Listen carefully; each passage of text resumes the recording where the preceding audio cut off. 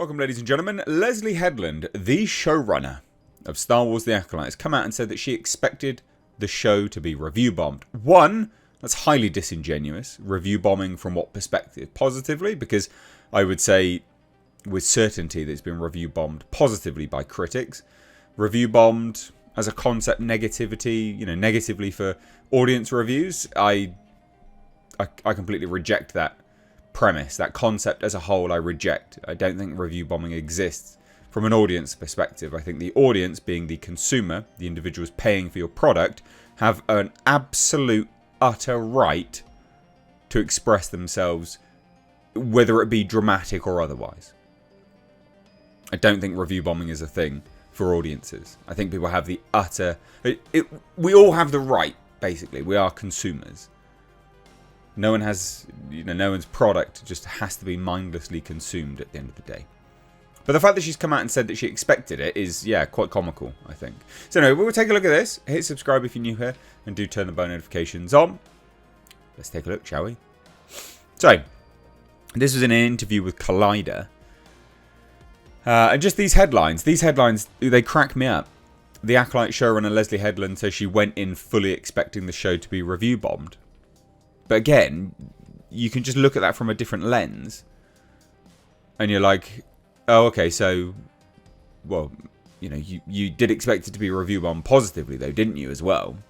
Outside of that, outside of what you're talking about, you did also expect it to be positively received by critics. Which is an interesting thought process that these individuals go through. Fully expecting it to be received on one hand incredibly positively by, well, what is essentially just a bunch of shills. Like, you're making a product that you know the critics are going to like. But you're also, on the other hand, you're fully aware of it, that you're making a product that the audience is going to hate as well. That's backwards, mate, obviously. Absolutely absurd. Absolutely absurd. So articles like this just add fuel to the fire. They're hilarious. Over the past few years, the practice of review bombing has increased. Again, the consumer reserves the right to lambast companies providing content, or the custodians of the IPs that these fans love. They absolutely reserve the right to lambast them. It's not a why is it increased? Why is that not the question? Why is review bombing increased, eh? Surely that should be the question. Not, well, it's increased. Like, yeah, okay, but why? Why is it increased? That should be the main primary focus. Because at the start, people were consuming the product. They were like, sure, it'll get better. Oh, it's not gotten better. Oh, it's gotten worse. Oh, I've had enough. No? That thought didn't go through your mind? No? Okay, then. So anyway, with review aggregators such as Rotten Tomatoes flooded with negative reactions, and also flooded with positive reactions, remember? Review bombing works, but if you're gonna tell me review bombing as a concept exists, right? Which you'd have to define that as a concept first and foremost to even engage in this as a conversation.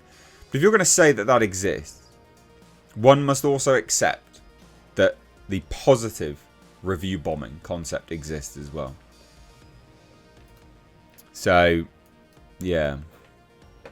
Now, while it's obviously true that not everyone is going to like the project in question, and some will decide to express their disapproval, you can usually tell when something has been review bombed if a significant amount of verdicts are added before it's even been released. Now, I think that's perfectly justified, because people, when you're going to allow people to publicly review a piece of media, a product, right, something to be consumed, but you're also going to go around and do marketing tours, right, PR tours, trying to spin it, promote it, promotional things, these conversations.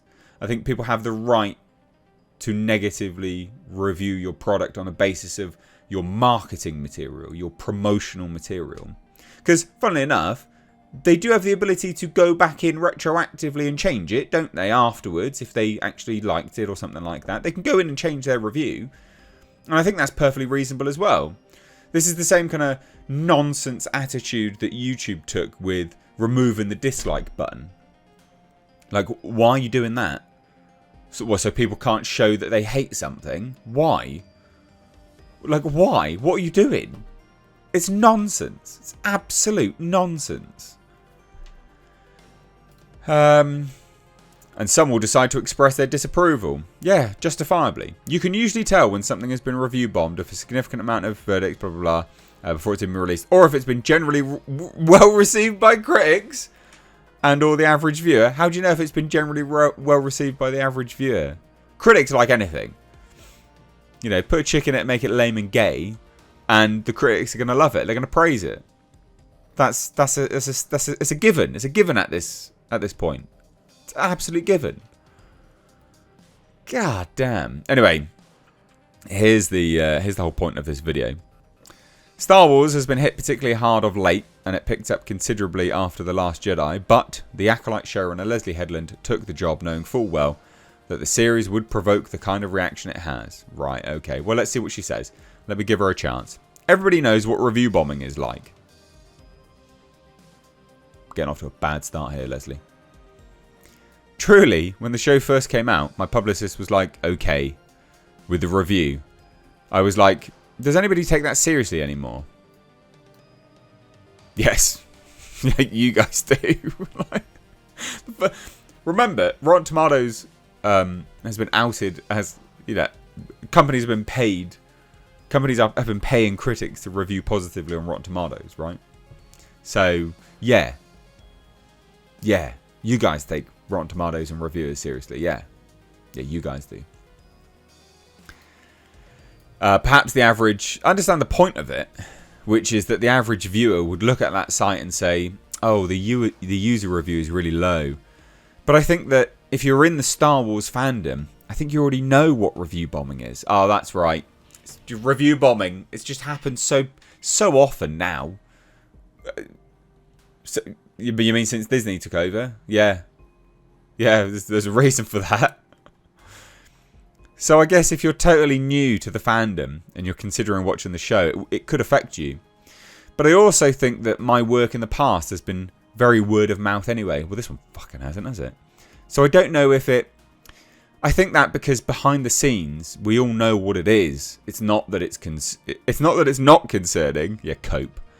But I think it's pretty expected, I would say. Right, okay.